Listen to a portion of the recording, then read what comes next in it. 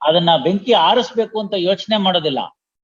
ಆಕೆ ಹೊರಗಡೆ ಬಂದು ಅಕ್ಕಪಕ್ಕದವ್ರನ್ನ, ಸ್ನೇಹಿತರನ್ನ ಎಲ್ಲಾರನ್ನ ಕೇಳ್ತಾಳೆ, ಅಂಗ್ಲಾಚ್ಕೋತಾಳೆ, ಏನಾದ್ರು ಮಾಡಿ ನನ್ನ ಉಳಿಸಿ ಅಂತ. ಅವರೆಲ್ಲ ಮುಂದೆ ತಿಳಿಸಿ ಮಂಜು ಮತ್ತೆ ಅವ್ರ ತಂದೆ ತಾಯಿನ ಕರೆಸಿ ಆಸ್ಪತ್ರೆಗೆ ಸೇರಿಸ್ತಾರೆ. ಕಣ್ಣೆದರಿಗೆ ಒಂದು ಜೀವ ಹೊತ್ತುರಿತಿರುವಾಗ ಕರುಣೆ ಇಲ್ಲದೆ ಇದ್ದವ್ರಿಗೆ ಕೋರ್ಟ್ನವ್ರ ಕರುಣೆ ಹೇಗೆ ತೋರ್ಸೋದು? ಇನ್ಸಿಡೆಂಟ್ ಎಲ್ಲ ಆಯ್ತು ತಮ್ಮ ಮನೆಯಲ್ಲಿ. ತಾವೇನ್ ಮಾಡಿದ್ರಿ? ಆಸ್ಪತ್ರೆಗೆ ಸೇರ್ಸಿದ್ರಿನೋ? ಆಯ್ತಪ್ಪ, ತಾವೇನ್ ಮಾಡಿದ್ರಿ as a dutiful father in ಲಾ?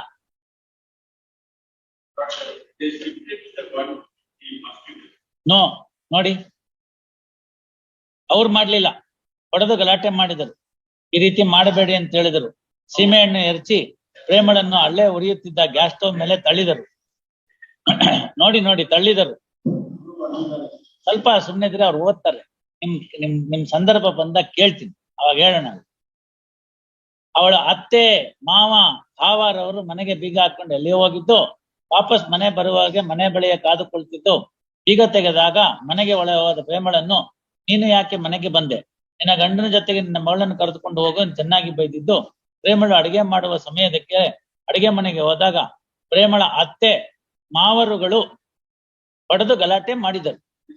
ಸುಮ್ಮನೆ ಇದ್ದ ಪ್ರೇಮಳು, ಈ ರೀತಿ ಮಾಡಬೇಡಿ, ನಾನು ನನ್ನ ಮಗಳನ್ನು ಕರೆದುಕೊಂಡು ಎಲ್ಲಿಗೆ ಹೋಗಲಿ ಎಂದು ಬೇಡಿಕೊಂಡರು.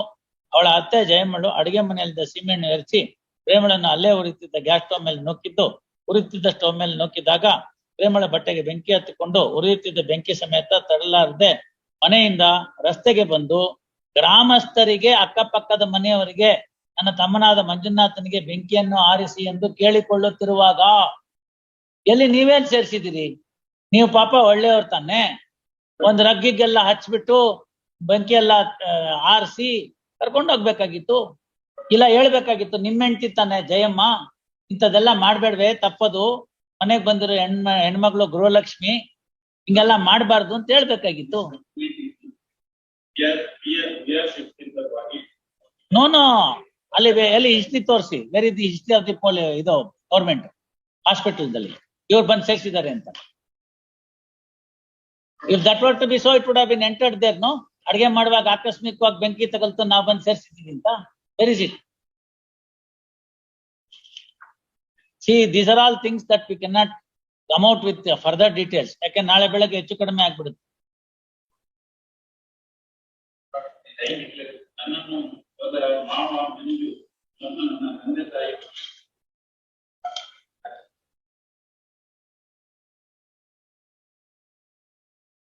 ಯಾರಿಗೆ ತಂದರು ಅಂದ್ರೆ ಇನ್ನೊಂದ್ಸತಿ ಓದಿ ಸ್ವಲ್ಪ ದಯವಿಟ್ಟು.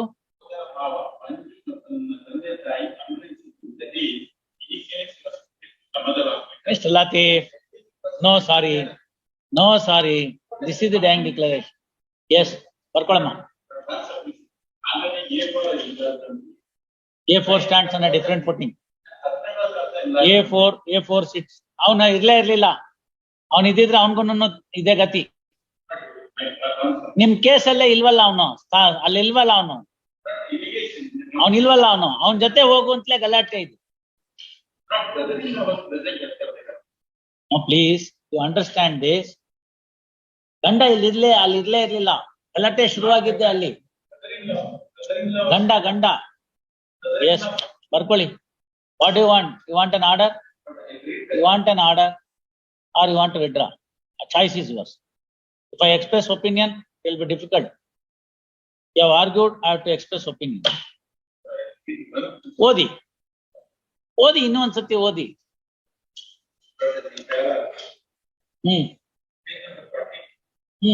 ಓದಿ.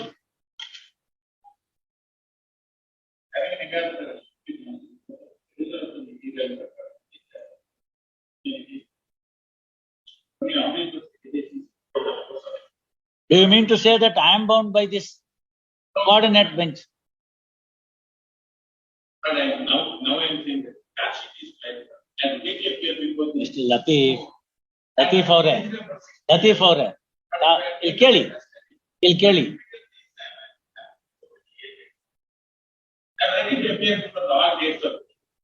Now investigation is coming. That's it. Others are husband and mother-in-laws and mother-in-laws. Over. You don't want to hear the court, therefore I don't want to hear further. Yes, come on. No, ನಾನು 4 ಸತಿ ಕೇಳಿದ್ರೆ you went on saying your own story. ಬರ್ಕೊಳ್ಳಿ, heard. I wanted to say something, but you don't want to hear it. What can be done? Yes. ಬರ್ಕೊಳ್ಳಿ, heard. Shri B. Latif and learned HCGP. First, the present petition is filed under section.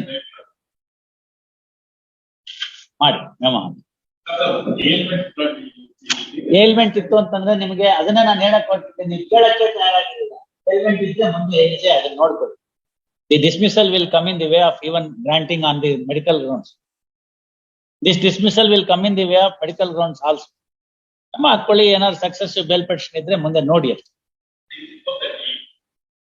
Still worser case, you are an absconding charge sheet. ಅದನ್ನೇ ನಾನು ಹೇಳಿದ್ದು. That's why I said, what does the Honorable Supreme Court say, sir? In respect, no, in respect of a person who has been shown as an absconding accused in the charge sheet, what is the law?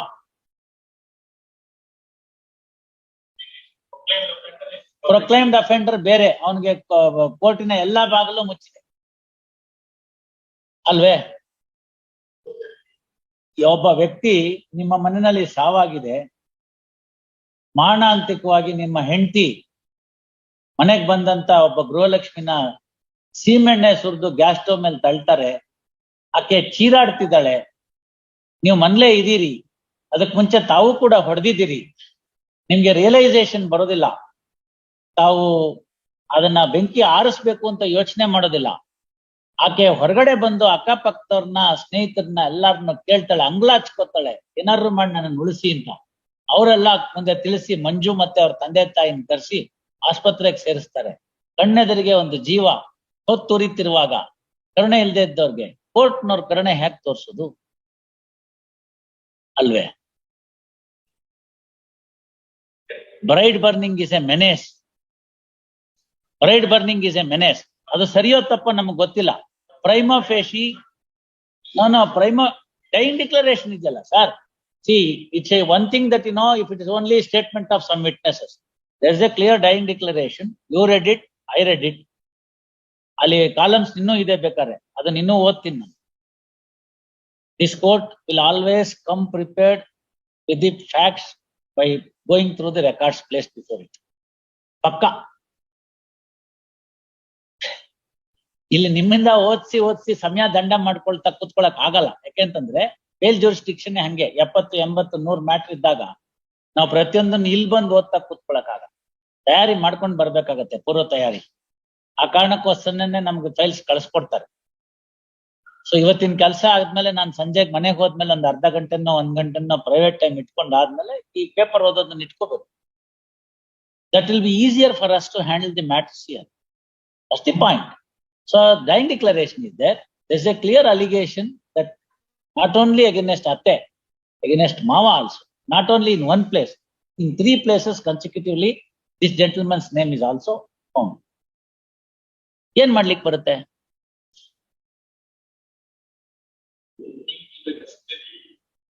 Custody ಮಾಡ್ಲೇಬೇಕಾಗುತ್ತೆ, ಏನು ಮಾಡಕ್ಕಾಗಿಲ್ಲ. ನಿಮ್ ಮನೆ ದೀಪ ಆರೋಗಿದೆ ಅಲ್ವಾ, ಚಿಕ್ಕ ಮಗು ಇದೆ ಅಲ್ವಾ, ಪಾಶವಿ ಕೃತ್ಯ ಅಲ್ವಾ, ಒಬ್ಬ ಹೆಣ್ಮಗಳನ್ನ ಜೀವಂತವಾಗಿ ಸುಡ್ತಕ್ಕಂಥದ್ದು. ಯೋಚನೆ ಮಾಡ್ಬೇಕಲ್ವಾ? ಥಿಂಗ್ಸ್ ಅಪಾರ್ಟ್, ಕೇಸ್ ಮರ್ತ್ಬಿಡಿ. Latif as a gentleman, Sheesha as a citizen of the country, ನಾವಿಬ್ರು ಮಾತಾಡಿದ್ರೆ can any one of ours vouch safe for these things? It is not possible ಅಲ್ಲ. ಸೊ ಅಂಥವ್ರಿಗೆ ಕೋರ್ಟ್ ನಲ್ಲಿ ಈ 438 ಜೂರಿಸ್ಡಿಕ್ಷನ್ ಹೆಂಗೆ ಎಕ್ಸರ್ಸೈಸ್ ಮಾಡಕ್ಕಾಗುತ್ತೆ? ಇಟ್ ಈಸ್ ಶಾಕಿಂಗ್ ಅಲ್ವಾ? ಐ ಕ್ಯಾನ್ ಅಂಡರ್ಸ್ಟ್ಯಾಂಡ್, ಏನೋ ಪ್ರೊವೊಕೇಶನ್ ಇತ್ತು, ಯಾವುದೋ ಒಂದು ತೊಂದರೆ ಇತ್ತು, ಪ್ರೊವೊಕೇಟೆಡ್ ಕ್ರೈಮ್ ಇತ್ತು, ಏನೋ ಎಮೋಷನ್ ಸಿಕ್ಕಾಕೊಂಡ್ಬಿಟ್ರು, ವಿವೇಕಕ್ಕೆ ಬುದ್ಧಿ ಕೊಡ್ಲಿಲ್ಲ, ಉದ್ವೇಗಕ್ಕೆ ಬುದ್ಧಿ ಕೊಟ್ಬಿಟ್ರು, ಒಂದ್ ಏಟ್ ಹೊಡೆದ್ಬಿಟ್ರು, ಗ್ರಾಚಾರ ಏನೋ ಹೆಚ್ಚು ಕಡಿಮೆ ಆಗೋಯ್ತು, ಅಂತದ್ದೇನಾರು ಇದ್ರೆ ಪರವಾಗಿಲ್ಲ. ಬಟ್ ಈ ತರ ಪ್ರಕರಣಗಳು ಅಲ್ವಲ್ಲ, ಇದೆಲ್ಲ ವಿಶಿಷ್ಟವಾದ ಪ್ರಕರಣಗಳು. Honorable Justice Banur Math from this court has rendered a detailed judgment on 304B. No, fortunately, this is not a 304B because time is over. If it has happened well within 7 years, It would have been 304B as well. Initially, case came to be registered for 307. Ultimately, after death, it has been converted into 302. Incident has occurred in your house, with well within it. You did not come to our rescue. Villagers ಅಕ್ಕಪಕ್ಕದವರು neighbourers ಅವರೆಲ್ಲ ಬಂದು ಸಹಾಯ ಮಾಡಿದ್ದಾರೆ. ಹೇಗೋ ಕರ್ಕೊಂಡೋಗಿ ಅಲ್ಲಿ ಹಾಕಿದ್ದಾರೆ. ಅಲ್ಲಿ ಆಮೇಲೆ ಅವ್ರ ಮಂಜು ಅನ್ನೋರು ಅವ್ರ ಸೋದರ ಮಾವ ಅವ್ರಿಗೆಲ್ಲ ಕರೆಸ್ತಾರೆ, ಅವ್ರಿಗೆಲ್ಲ ಹೇಳ್ತಾರೆ. ತಂದೆ ತಾಯಿ ಕರ್ಕೊಂಡು ಹೋಗಿದ್ದಾರೆ, ಆಸ್ಪತ್ರೆಗೆ ಸೇರಿಸ್ತಾರೆ. Your client knows, God knows. Unfortunately, the deceased cannot say that. ಸಾಯುವ ವ್ಯಕ್ತಿ ನಮ್ಮ honourable chief justice R.P. Sethi ಅವ್ರದ್ದು ಜಡ್ಜ್ಮೆಂಟ್ ಅದು ಸುಪ್ರೀಂ ಕೋರ್ಟ್ ಇಂದ. Of course, Lordship has reiterated that position in that judgment. ತುಂಬಾ ಚೆನ್ನಾಗಿದೆ, ಓದಿ. ಸಾಯುವಂತಹ ವ್ಯಕ್ತಿ ತನ್ನ ಸೃಷ್ಟಿಕರ್ತನನ್ನು ತನ್ನ ಬೆನ್ನ ಮೇಲೆ ಸುಳ್ಳಿನ ಮೂಟೆಯನ್ನು ಹೊತ್ತುಕೊಂಡು ಹೋಗಿ ಮೀಟ್ ಮಾಡೋದಕ್ಕೆ ಇಷ್ಟಪಡೋದಿಲ್ಲ, ಸಂದರ್ಶಿಸಕ್ಕೆ ಇಷ್ಟಪಡೋದಿಲ್ಲ. ಅದು ಲಾ. ಯಾಕೆ ಡೈಯಿಂಗ್ ಡಿಕ್ಲರೇಷನ್ಗೆ ಅಷ್ಟು ಮಹತ್ವ? ಯಮನ ಭಟರು ತನ್ನ ಕಣ್ಮುಂದೆ ಕಾಣ್ತಿರ್ತಾರೆ. ಆ ಸಂದರ್ಭದಲ್ಲಿ ಸುಳ್ಳು ಹೇಳಿ ಸುಳ್ಳಿನ ಒಂದು ಮೂಟೆನ, ಪಾಪದ ಮೂಟೆಯನ್ನ ಹೊತ್ಕೊಂಡು ತನ್ನ ಸೃಷ್ಟಿಕರ್ತನನ್ನ ಭೇಟಿ ಮಾಡೋದಕ್ಕೆ ಯಾರು ಇಷ್ಟಪಡೋದಿಲ್ಲ. ಹಾಗಾಗಿ ಅವ್ರು ಕೊಡ್ತಕ್ಕಂತ ಒಂದು ಸ್ಟೇಟ್ಮೆಂಟ್ ಏನಿದೆ ಅದು ಪವಿತ್ರವಾದದ್ದು, ಸ್ಯಾಕ್ರೋಸ್ಯಾಂಟ್. ಅದಕ್ಕೆ ಆದಷ್ಟು ಸುಲಭವಾಗಿ ತಳ್ಳಿ ಹಾಕಕ್ಕಾಗಲ್ಲ. Again, Honorable Supreme Court says, when there are multiple dying declarations, some intervening factors will be there.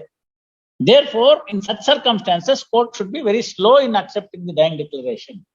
Again, there the rule is, at the earliest point of time, whatever the dying declaration had come in, that should be preferred over the other dying declarations. ಈ ವ್ಯಕ್ತಿಗಳು, ನಾವು ಅದನ್ನ ಎಷ್ಟೋ ಸಂದರ್ಭದಲ್ಲಿ ಬರ್ದಿದ್ದೀವಿ. Where is the husband? Is he on the bedside? If he is not concerned, is he on the bedside? ಇರ್ಬೇಕಲ್ಲ ತನ್ನ ಹೆಂಡತಿಗೆ ಆಕೆಗೆ ತೊಂದರೆ ಆದಂತ ಸಂದರ್ಭದಲ್ಲಿ ವಾಟ್ ಈಸ್ ಎಕ್ಸ್ಪೆಕ್ಟೆಡ್ ಇಸ್ ಅವನು ಅಲ್ಲಿರ್ಬೇಕು, ಇದ್ದು ಕೈಲಾದಂತ ಸಮಾಧಾನ ಹೇಳ್ಬೇಕು. ಆಗಿದೆ ನೋಡೆ, ಆಗೋದಾಗೋಯ್ತು, ನೀನಂತೂ ಸತ್ತೋಗ್ತೆ ಅಂತ ಡಾಕ್ಟರ್ ಹೇಳ್ಬಿಟ್ಟಿದ್ದಾರೆ. ಈ ಮಕ್ಕಳ ಗತಿಯೇನು? ನಿನ್ ಮಕ್ಳಿಗೆ ನಾನು ಆಸ್ತಿ ಬರೀತೀನಿ, ಈಗ್ಲೇ ಬೇಕಾದ್ರೆ ಅದನ್ನ ಬರ್ದ್ ಕೊಡ್ತೀನಿ. ಇನ್ನೊಂದ್ಸತಿ ಬಂದ್ ಕೇಳ್ತಾರೆ, ಅವಾಗ ನಾನಲ್ಲ ಅಂತ ಹೇಳ್ಬಿಡು, ನೀನೇ ಹಾಕೊಂಡೆ ಅಂತ ಹೇಳ್ಬಿಡು, ನಿನ್ ಮಕ್ಳಾರು ಚೆನ್ನಾಗಿರ್ತಾರೆ. ಅವ್ರದ್ ಗೊತ್ತಾದ ತಕ್ಷಣ ಅವ್ರ ತಂದೆ ತಾಯಿ ಬರ್ತಾರೆ. ಎಂತ ಕೆಲಸ ಮಾಡಿದೆ, ಅದು ಅನ್ರಿಜಿಸ್ಟರ್ಡ್ ಡಾಕ್ಯುಮೆಂಟ್, ಅದಕ್ಕೇನು ಬೆಲೆ ಇಲ್ಲ, ಇನ್ನೊಂದ್ಸತಿ ಹೇಳೋ ಅದನ್ನ ಬರ್ಸ್ಕೊಂಬಿಟ್ರು ಒತ್ತಾಯವಾಗಿ. ಇಂಥ 40 ಡೈಯಿಂಗ್ ಡಿಕ್ಲರೇಷನ್ ಬೆಲೆ ಇರಲ್ಲ. ಮೊಟ್ಟ ಮೊದಲನೇ ಸಂದರ್ಭದಲ್ಲಿ ಆ ವ್ಯಕ್ತಿ ನೀಡ್ತಕ್ಕಂತ ಮೊದಲನೇ ಹೇಳಿಕೆ ಏನಿದೆ ಅದಕ್ಕೆ ಹೆಚ್ಚು ಪಾವಿತ್ರತೆ ಇರಬೇಕು ಅಂತ. And that must be proved in accordance with law when multiple dying declarations are there. The test is to find out whether it was the subsequent dying declarations were tutored. Was there any intervening circumstances which ultimately led? If that is not there, then it's the matter. Here is there is a sole dying declaration. She says in categorical terms,